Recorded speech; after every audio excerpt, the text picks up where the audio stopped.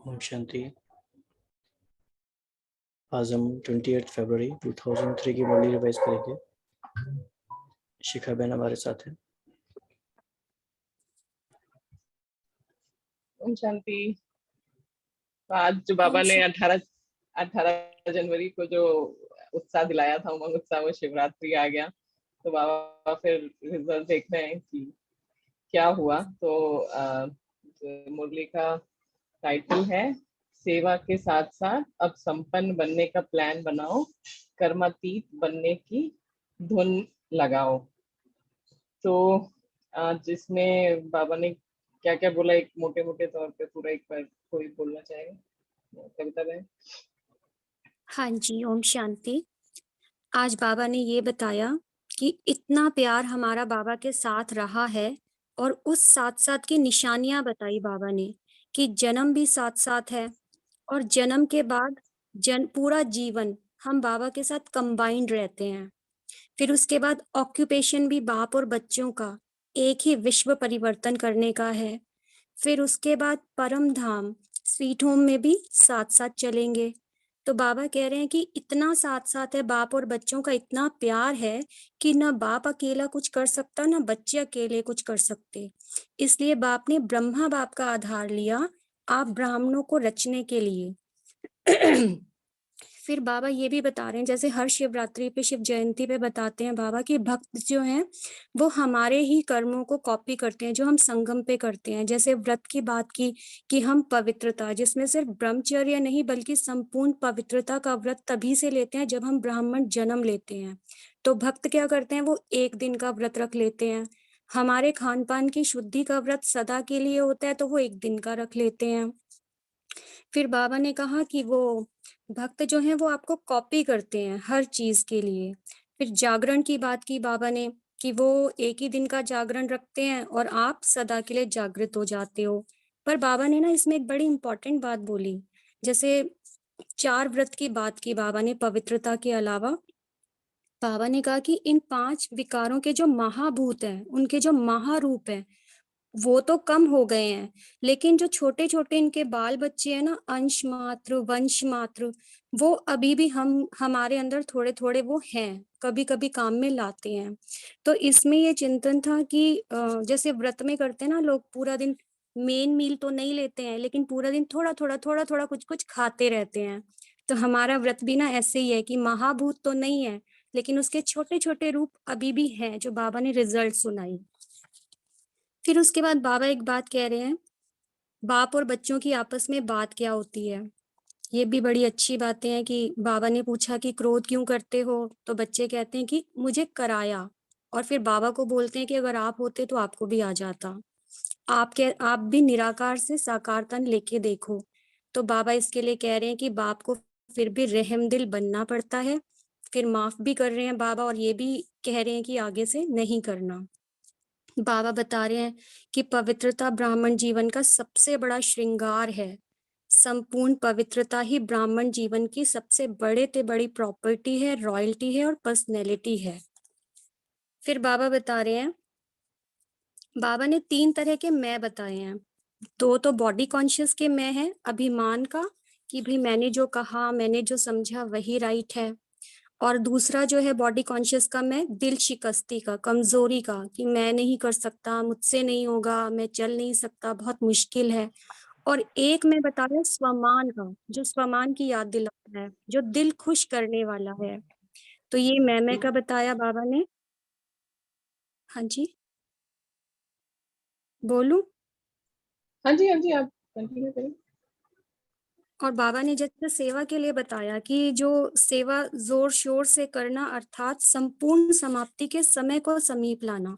तो ऐसे नहीं समझो कि खाली भाषण करके आए, लेकिन समय को समीप ला रहे हैं। फिर बाबा ने ये भी जैसे पूछा बाबा से कि विनाश कब होगा, तो बाबा ने कहा कि विनाश को बुला रहे हैं। दादी ने क्वेश्चन किया था कि अभी क्या प्लान बनाए कि जल्दी प्रत्यक्षता हो जाए। तो बाबा ने बहुत सुंदर कहा कि प्रत्यक्षता तो सेकंड की बात है, लेकिन बाबा पूछते हैं कि स्थापना वाले एवर रेडी हैं?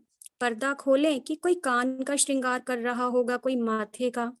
तो बाबा ने इस मुरली में ये भी बताया कि अभी तक 2003 की ये मुरली है, और बाबा कह रहे हैं कि अभी कम से कम 16,000 तो एवर रेडी हो, 9 लाख छोड़ो, मतलब 16,000 ऐसे हो जो संपूर्ण पवित्रता से संपन्न हो। तो उसके लिए बाबा ने कहा कि एक मैं शब्द का संपूर्ण परिवर्तन। फिर बाबा ने ये भी कहा कि एक बहुत इंपॉर्टेंट बात बाबा ने इसमें ये बताई कि जैसे संपन्न बनने का प्लान बनाने की बात है, तो बाबा ने कहा इसकी धुन लगाओ कि कुछ भी हो जाए, बनना ही है, करना ही है। क्योंकि साइंस वाले भी बाबा से पूछते हैं, विनाश वाले पूछते हैं कि आप हमें रोकते क्यों हो। एडवांस पार्टी भी कहते हैं कि डेट फिक्स करो, ब्रह्मा बाबा भी कहते हैं कि डेट फिक्स करो। तो बाबा ये भी कह रहे हैं कि जब तक डेट नहीं फिक्स की ना, तब तक कोई कार्य होता नहीं है। तो बाबा कह रहे हैं अभी बाप दादा को डेट चाहिए, ऐसे नहीं कि हो जाएगा, कर रहे हैं, ये नहीं, ये बहुत हो गया। तो बाबा इसके लिए बोल रहे हैं कि अभी बाबा को डेट दो। फिर भक्तों के लिए बाबा कह रहे हैं कि आपके सिवाय कोई रहम कर ही नहीं सकता, तो समय प्रमाण रहम के मास्टर सागर बनो, स्वयं पर भी रहम करो और अन्य आत्माओं के प्रति भी रहम करो। तो एक बाबा ने आज की मुरली में शक्तियों के बारे में, जैसे आजकल मैं नोट्स बना रही हूँ कि मुरलियों से, तो इसमें बाबा ने जो स्पार्क ग्रुप से बात की हुई है कि कोई भी समस्या का अगर सामना करना है तो उसके लिए सबसे पहले एकाग्रता की शक्ति चाहिए। और एकाग्रता की शक्ति अगर आपकी ठीक है, समस्या के समय जब चारों तरफ हलचल है लेकिन मन की एकाग्रता की शक्ति है, तो आप आसानी से निर्णय कर सकते हो कि किस परिस्थिति में कौन सी शक्ति कार्य में लगाएं। तो इससे दृढ़ता, जो एकाग्रता है वो दृढ़ता दिलाती है और दृढ़ता सफलता की चाबी है। तो इसके लिए बाबा ने कहा ना, निर्णय की निशानी भी तराजू इसलिए दिखाते हैं कि एकाग्र कांटा हो जाता है। और मुरली में एक बाबा ने बहुत रमणीक तरीके से भी बात की हुई है माताओं से कि खास माताओं को आगे बढ़ाने के लिए बाप को आना पड़ा। अगर माताओं को उठाएंगे तो सारा हॉल खड़ा हो जाएगा, इसलिए बैठे रहो। और बताऊं, एक बाबा ने आज बहुत सुंदर नया स्वमान मैंने इसमें पढ़ा, साक्षात बाप मूरत श्रेष्ठ आत्मा। तो ये नया स्वमान मुझे आज की मुरली से मिला। ओम शांति। हाँ जी।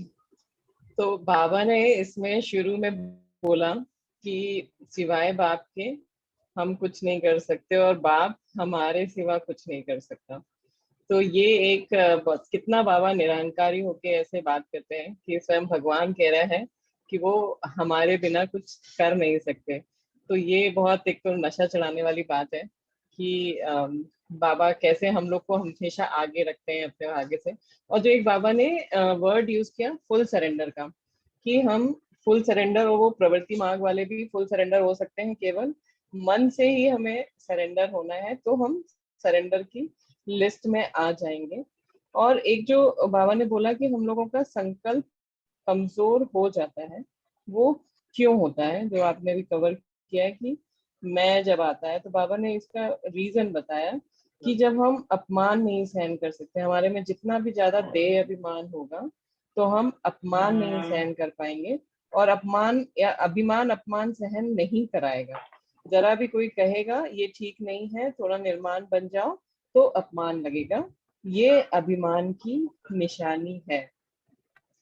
और जैसे कि ये स्पार्क ग्रुप वाला जो कन्वर्सेशन था, ये तो बहुत ही अच्छा था कि एकाग्रता की शक्ति हम कैसे करें। तो एक बाबा ने इसके लिए भी बोला, जो भगत हैं बच्चे नहीं हैं, जो लोग वर्ष में मनाते हैं और हम सारे कल्प में एक बार अवतरण का महत्व मनाते हैं, तो जागरण के लिए बाबा ने बोला कि कभी भी अज्ञान अर्थात कमजोरी की, अलबेलेपन की और आलस्य की नींद नहीं आए। तो हमारा अलबेलापन थोड़ा जाए, दूर हो, उसके लिए हम क्या क्या टेक्निक्स अपना सकते हैं कि हम क्यों अलबेले बन जाते हैं, और उनको अलबेलेपन को हटाने के लिए हम क्या क्या टेक्निक्स निकाल सकते हैं, क्या क्या उपाय कर सकते हैं कि हमारा अलबेलापन ना हो, अलर्ट रहे हम हमेशा। बार बार अपने श्रेष्ठ स्वमानों को याद करें, उस महान जिम्मेवारी को याद करें जो बाबा ने हमें दी है। बाबा की जो धर्मराज वाली लाइनें हैं वो याद करने से अलबेलापन चला जाता है। आज की मुरली में भी है ना कि डर रखना चाहिए। पर वो रहता क्या, आज दिन भर में कितना रहा डर। बाकी ये लाइन ही बहुत काफी होती है कि कोई भी विकर्म करेंगे तो बहुत सजाएं खानी पड़ेंगी। मारनी और मोचरा खाना पड़ेगा। हाँ, तो बट इसका उपाय क्या है, मतलब ये तो एक हुआ हम स्वमान की प्रैक्टिस करते रहे, बट अलबेलापन आता क्यों है, जब हम विस्मृत हो जाते हैं। तो अलर्ट रखने के लिए हम अपने आसपास क्या क्या टेक्निक्स या हैक्स अपना सकते हैं, जिससे कि हमारा वो अलर्टनेस हमेशा बना रहे। जैसे भाई जी कहते हैं सेंस ऑफ अर्जेंसी अगर बनी रहे तो कैसे होगा।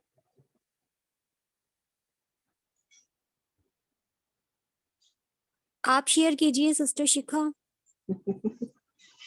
तो जो हमें लगता है कि अगर हम ज्यादा इसमें फंसते हैं, जब हमारी बुद्धि लौकिक में ज्यादा जाने लगती है और हम देह संबंधियों के बारे में जब ज्यादा सोचने लगते हैं, तो जहाँ जहाँ इधर ज्ञान से विमुख होता है या बुद्धि हटती है, तो हम और दूर होते जाते हैं। तो वो एक रिपल इफेक्ट होता है कि हमने अगर एक संकल्प उधर चलाया तो हम बहुत बहुत चलते जाते हैं और वो कहाँ से कहाँ पहुंच जाते हैं। तो वो हमें एक अलर्टनेस की, जैसे ही हमारी बुद्धि कहीं और जा रही है, इस ज्ञान के अलावा हम और कुछ भी कर रहे हैं। जैसे आज की मुरली में बाबा ने बोला कि हम अगर बाकी लव, सच्चा लव हमें बाबा से रखना है और बाकी सबसे हमको निमित्त मात्र हमारा होना चाहिए। तो ये एक उपाय है कि हम अपने थॉट्स पे जरूर जरूर बहुत सारा ध्यान रखें। तो मेरे मेरे हिसाब से तो अगर हम अपना ये बना के रखेंगे कि केवल ज्ञान के अलावा और कुछ नहीं, और बाबा ही संसार है जो बाबा कहते हैं, तो इससे बहुत फर्क पड़ता है। और एक जो इसमें बाबा ने ये वाली जो बात बोली कि सिवाय आपके कोई रहम नहीं कर सकता, ये हमको, मेरे को लगा कि हम योग का प्रयोग कर सकते हैं कि अभी हम समय प्रमाण रहम के मास्टर सागर बन अपने पर भी रहम करें और आत्माओं प्रति भी रहम करें। तो यही स्वरूप लाइट हाउस बन भिन्न भिन्न लाइट्स की किरणें दो, सारे विश्व की अप्राप्त आत्माओं को प्राप्ति की अंजलि की किरणें दो। तो वो हम लोग भाई जी थोड़ा प्रैक्टिस कर सकते हैं क्या।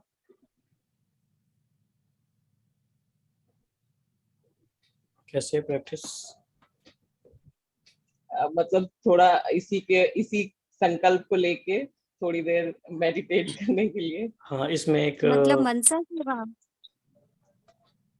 इसमें गीत भी याद आ गया, 2 मिनटों से सुन लेते हैं ताकि वो जो शिखा बहन कह रही है वो बात हम रियलाइज कर पाए कि अलबेलापन कैसे हमारा जाए। तो कोशिश करते हैं थोड़ा।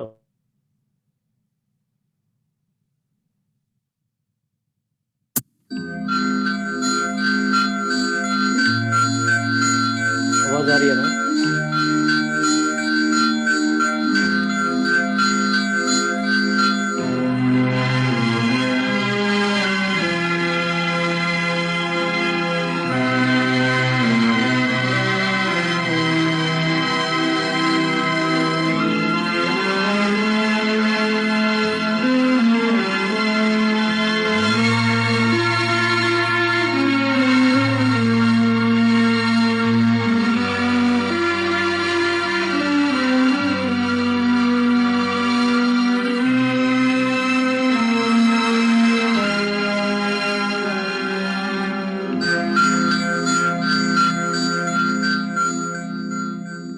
तेरी छोटी सी एक भूल ने सारा गुलशन जला दिया।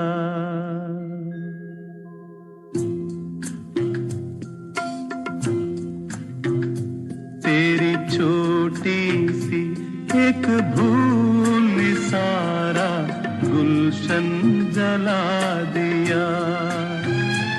क्या महकेंगे फिर फूल कभी, क्या फिर से बहारें आएंगी। तेरी छोटी सी एक भूल ने सारा गुलशन जला दिया।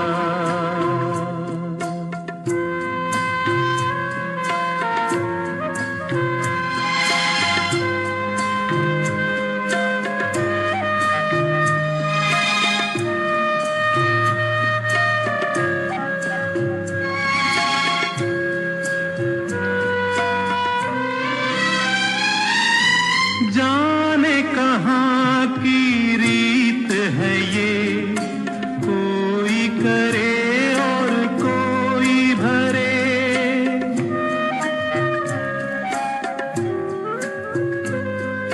न्याय नहीं अन्याय है ये, दोषी जिए निर्दोष मरे। सुन ले तो ऐ गाफिल, तुझसे कहे तेरा दिल, तेरी छोटी सी एक भूल ने सारा गुलशन जला दिया, गुलशन जला दिया।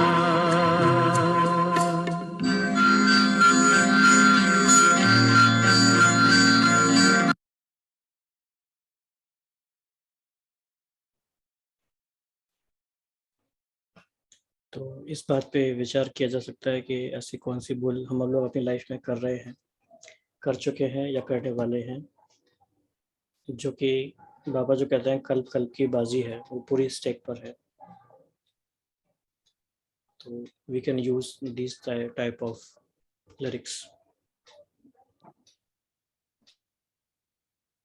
इसको सुन के तो ऐसा लग रहा था कि द्वापर में हमसे एक भूल हुई कि हम बॉडी कॉन्शियस हुए, और देखो सतयुगी बगीचा कैसे कांटों का जंगल बन गया।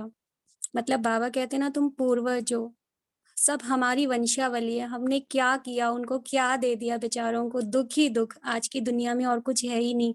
तो हम कितने रिस्पॉन्सिबल हैं, हमें उनके दुख भी दूर करने हैं, हमें उनके पाप कर्म भी नष्ट करने हैं, उन्हें घर भी लेकर जाना है, उन्हें मुक्ति का वर्षा भी दिलाना है, उन्हें बाप की पहचान भी देनी है, हमें कितना कुछ करना है। हम टाइम वेस्ट नहीं कर सकते हैं, अलबेलेपन में हम नहीं जा सकते हैं। और फिर दूसरा बाबा एक ये भी कहते हैं ना, आप हर समय विश्व की स्टेज पर हो, सभी आत्माएं आपको देख रही हैं। तो सूक्ष्म में जब देवी देवताओं के पास भी वो जाते हैं तो उन्हें भी तो फीलिंग आती है ना उनसे। तो कहीं ना कहीं हमारे हर कर्म का इफेक्ट दूसरों पे पड़ ही रहा है। तो हमें बहुत बहुत अलर्ट रहना चाहिए। जब हम इतनी कोशिश करेंगे ना तो शायद हम कुछ कर पाए।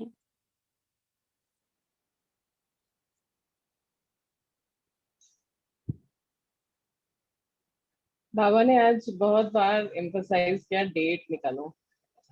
तो क्या हम अपनी डेट फिक्स कर सकते हैं? बाबा तो पीरियोडिकली बाबा बोलते रहते हैं डेट बताओ, डेट बताओ।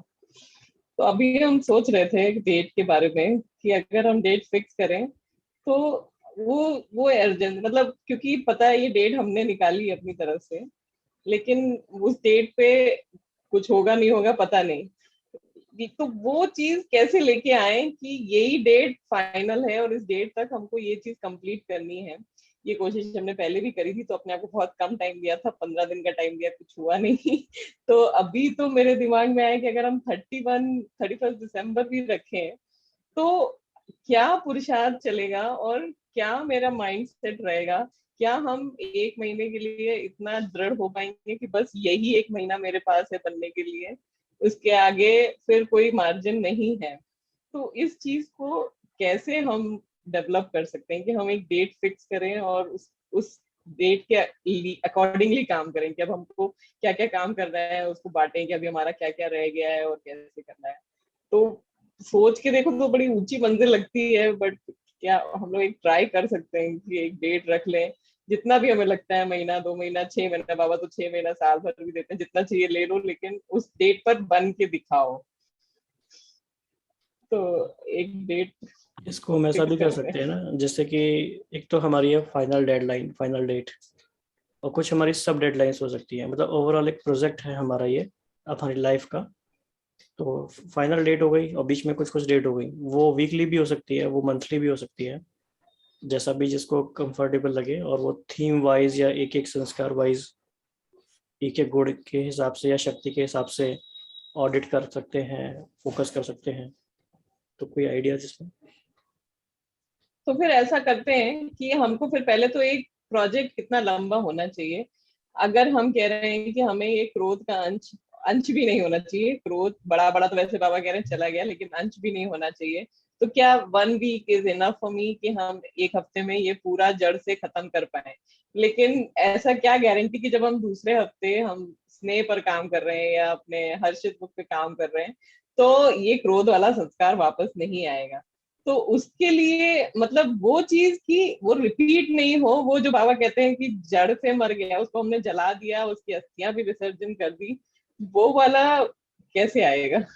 मतलब बहुत बड़ा लग रहा है काम। इसमें भी ये भी हो सकता है ना, जैसे क्रोध भी इटसेल्फ एक प्रोजेक्ट हो गया, सब प्रोजेक्ट का पार्ट हो गया। तो लेट्स से कि सिर्फ तेज बोलने का संस्कार जो है, अगर हम 1 वीक के लिए इसको फोकस करते हैं कि पूरे 1 वीक हम किसी से भी तेज नहीं बोलेंगे, रोब में नहीं आएंगे, और उसके अराउंड सब कुछ फोकस करके मुरली में क्या हुआ है, क्लासेस में क्या सुना है, अपने एक्सपीरियंसेस क्या हैं, तो फिर कुछ डीपली काम हो सकता है।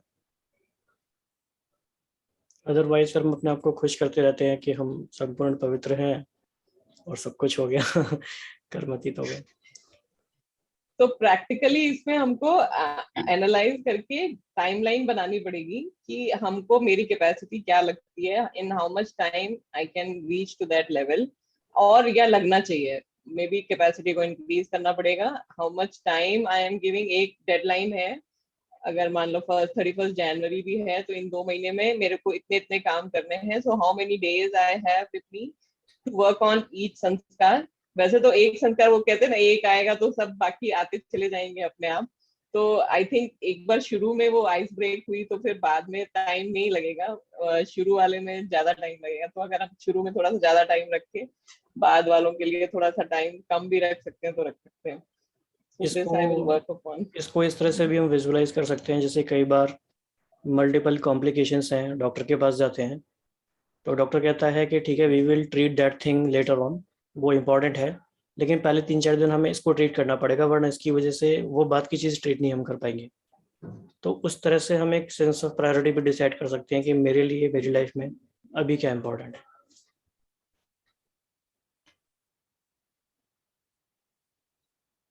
मेरा एक्सपीरियंस ये है कि जब हम अपने आप को ऐसे डेडलाइन दे देते हैं ना, जैसे मम्मा कहती थी हर घड़ी को अंतिम घड़ी समझो, तो मैंने भी ऐसे एक्सपेरिमेंट्स बहुत किए हुए हैं कि अपने आप को 1 वीक दे दिया कि अगले मंडे ना मैं अब इस दुनिया में नहीं रहूंगी, पुराना बॉडी छोड़ दूंगी, तो मेरे पास सिर्फ एक ये 1 वीक है। तो जब आप इतना कम टाइम अपने आप को देते हो ना, तो एक बड़ी घबराहट की फीलिंग आई कि अरे इतना कम टाइम है, मैंने तो कुछ किया ही नहीं है अभी, तो इतनी सारी कमियां हैं, तो एक एक को तो हम नहीं ट्रीट कर सकते हैं।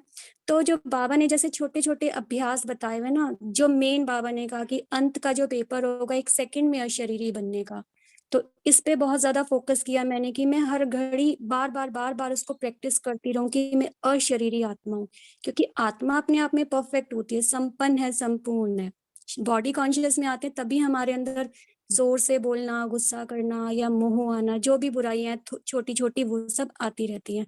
और फिर बाबा के सामने जो बिंदु रूप में हम टिक जाते हैं ना, और सर्व गुण और सर्व शक्तियां लेके, अपना किचड़ा एक तरफ अपना प्यूरिफिकेशन होता है और दूसरी तरफ एम्पावरमेंट होती है।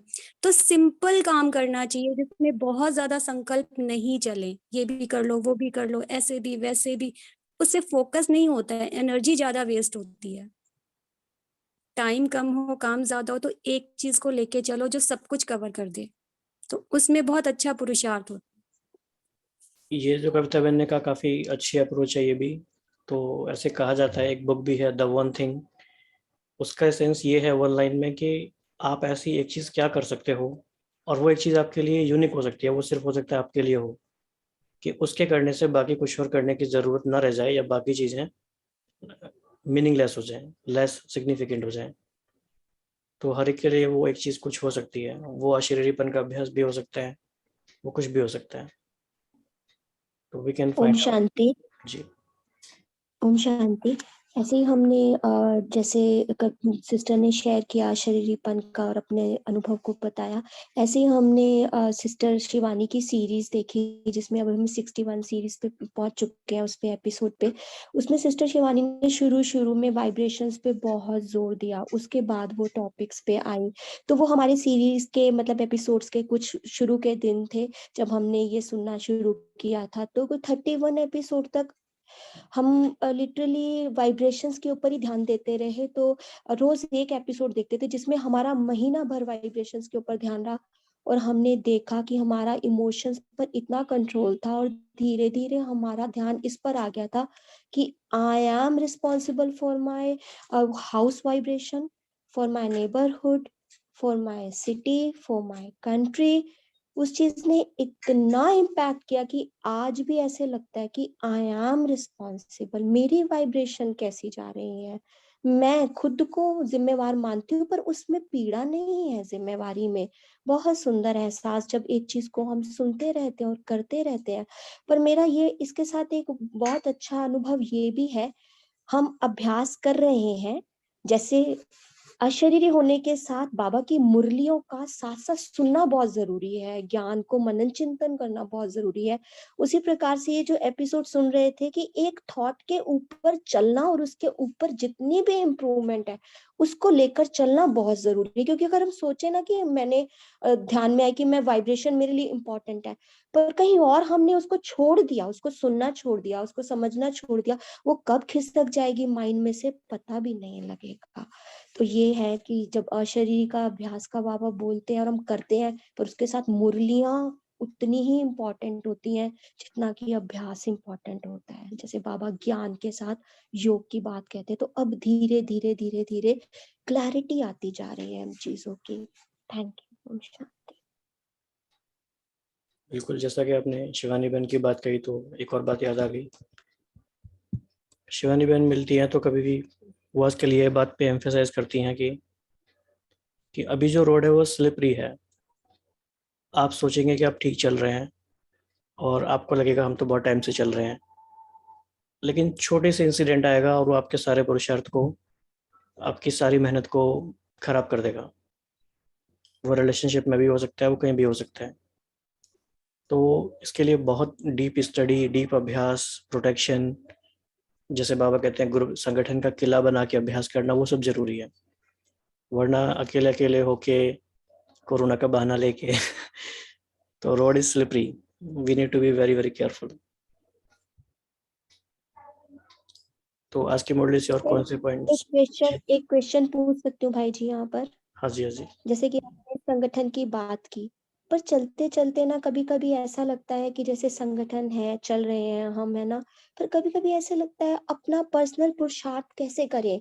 जैसे हम सीनियर्स को देखते हैं, हमेशा यही सुनते हैं, हमेशा वो बोलते हैं कि हम तो दादियों को सुनते हैं, सिर्फ हमने ज्वाइन नहीं किया। बहुत सारे नाम लेने की जरूरत नहीं है, हमने बहुत सारे सीनियर्स भाई लोगों को, सिस्टर्स को सुना कि हम आज भी दादी की क्लास सुनते हैं, आज भी हम जो उठे हमने सिर्फ जानकी दादी को सुना। तो ऐसे में ना अंदर से कहीं ना बुद्धि ऐसे लगता है कि हमारे पास समय इतना कम है, क्योंकि लौकिक में हम इतने फंसे हुए हैं, ना चाहते हुए भी कहीं ना कहीं कुछ आ जाता है।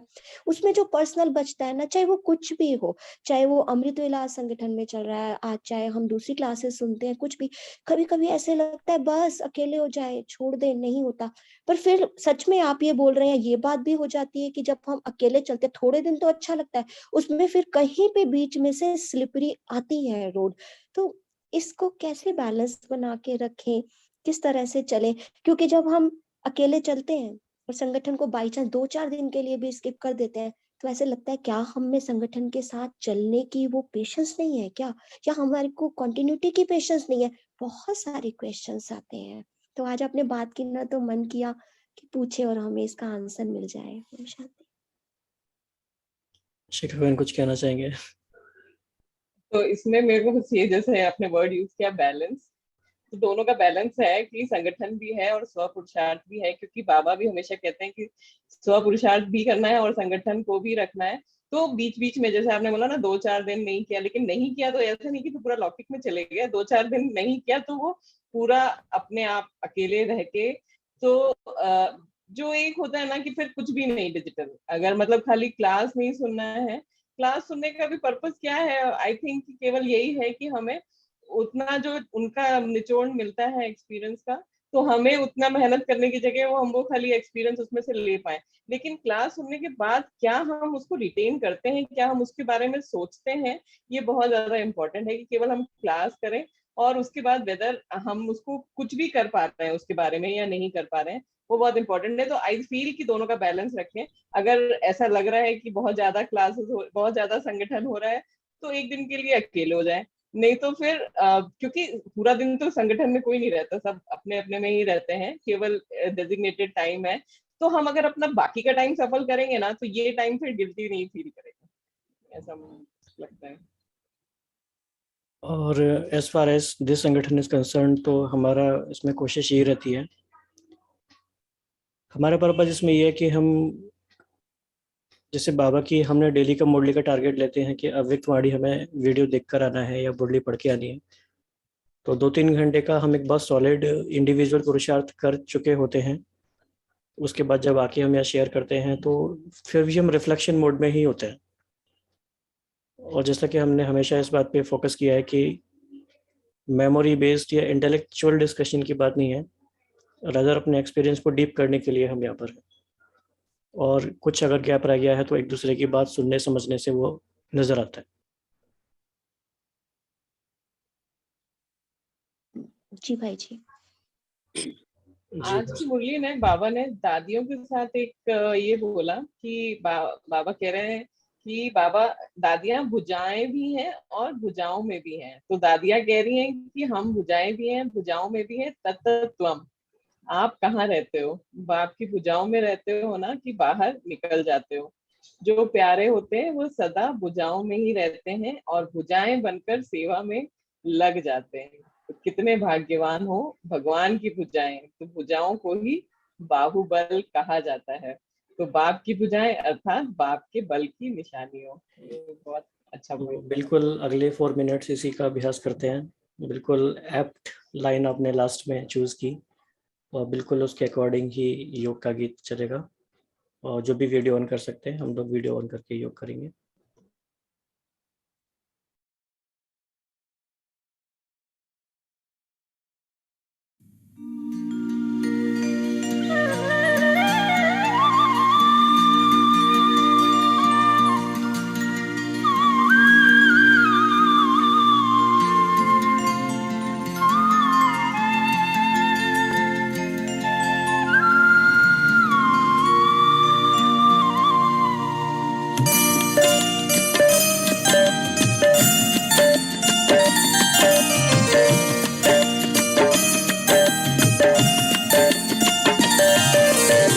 शक्तियों जागो, जग को जगाओ, भारत भूमि को स्वर्ग बनाओ। शक्तियों जागो, जग को जगाओ, भारत भूमि को स्वर्ग बनाओ।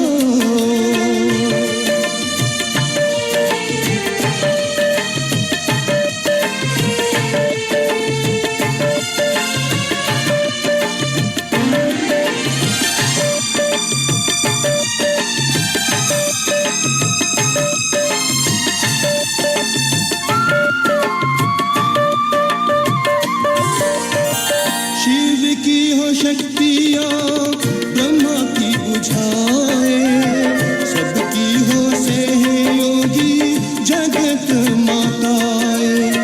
सेवा की जिम्मेदारी का ताज उठाओ, भारत भूमि को स्वर्ग बनाओ। शक्तियों जागो, जग को जगाओ, भारत भूमि को स्वर्ग बनाओ।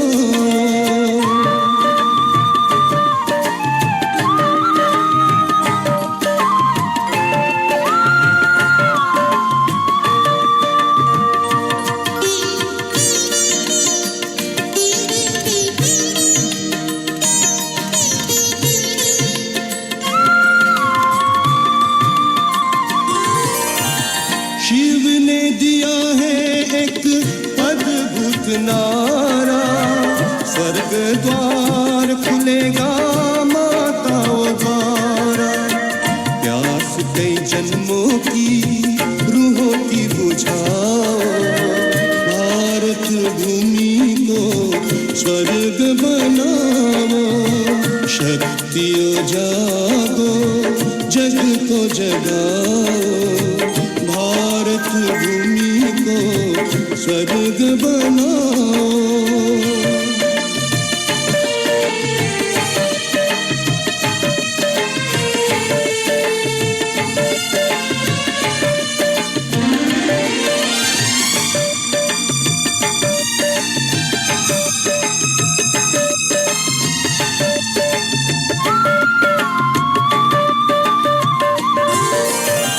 जगत जननी रूप असली तुम्हारा, बेहद दृष्टि से रचा विश्व ये सारा। नूतन युग की कलम लगाओ, भारत भूमि को स्वर्ग बनाओ। शक्तियों जागो, जग को जगाओ, भारत भूमि को स्वर्ग